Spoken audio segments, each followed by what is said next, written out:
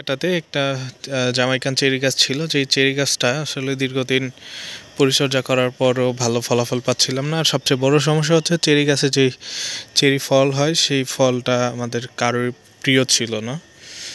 অত্যন্ত সুস্বাদু চিন্তা করে গাছটা রোপণ করছিলাম, তবে সেই ফল আসলে খাওয়া যোগ্য না, যার ফলে আমার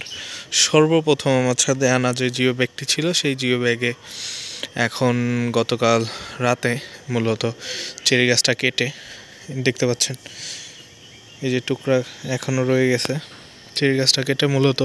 পাকিস্তানি যে কমলা গাছটা ছিল অল্প কিছুদিন আগে রহিম ভাই থেকে কেনা, সেই কমলা গাছটা লাগিয়ে দিয়েছি এবং প্রত্যাশা করতেছি যে এখান থেকে খুব বড় একটা গাছ আমরা পাবো, যেহেতু জিও ব্যাগে প্রথমবারের মতো কমলা দিচ্ছি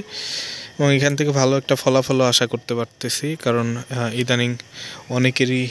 ছাদে জিও ব্যাগে কমলা খুব ভালো ফলাফল দিচ্ছে এবং সেখান থেকে আসলে স্যাটিসফাইড একটা ফলনও মানুষ নিচ্ছে।